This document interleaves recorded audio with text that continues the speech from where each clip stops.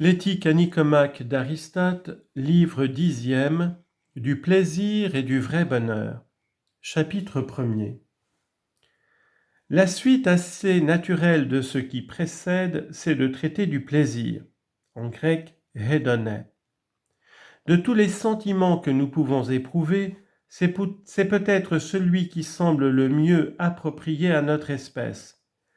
Aussi est-ce par le plaisir et la peine que l'on conduit l'éducation de la jeunesse comme à l'aide d'un puissant gouvernail. Et ce qu'il y a de plus essentiel pour la vertu morale, c'est d'aimer ce qu'il faut aimer, et de haïr ce qu'on doit haïr. Ces influences persistent durant toute la vie, et elles ont un grand poids et une grande importance pour la vertu et le bonheur.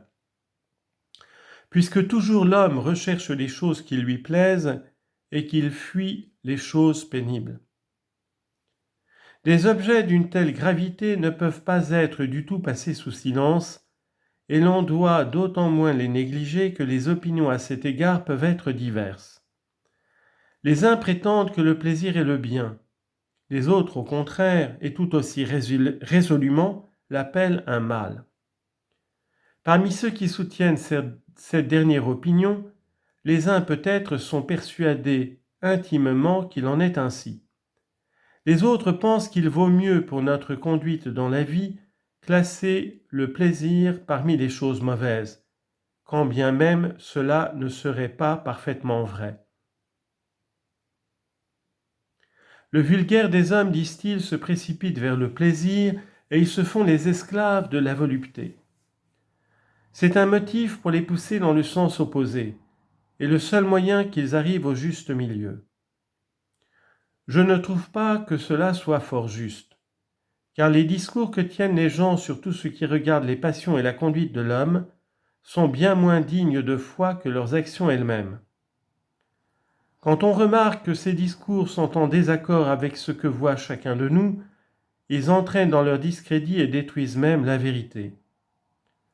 Du moment qu'on a vu l'un de ces hommes qui proscrivent le plaisir en goûter un seul, on croit que son exemple doit vous pousser vers le plaisir en général et que tous les plaisirs sans exception sont acceptables comme celui qu'il goûte, car il n'appartient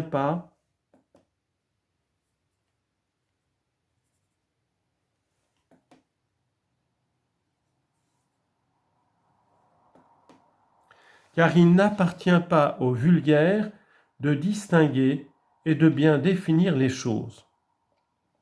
Quand au contraire les théories sont vraies, elles ne sont pas seulement fort utiles au point de vue de la science, elles le sont encore pour la conduite de la vie.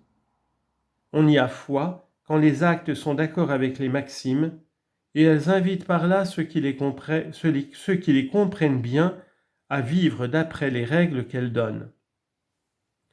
Mais je ne veux pas pousser plus loin sur ce sujet. Passons maintenant en revue les théories sur le plaisir.